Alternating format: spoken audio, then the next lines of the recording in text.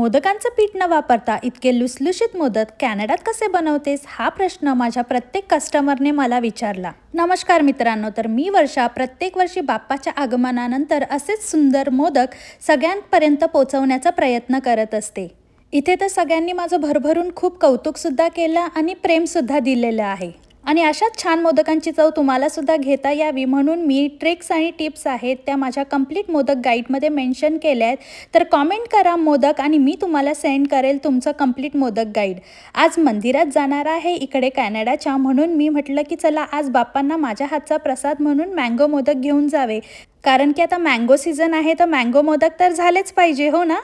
बाप्पांना जसे मोदक खूप जास्त प्रिय आहेत तसेच आमच्या घरात आमच्या आरवला सुद्धा मोदक भरपूर आवडतात।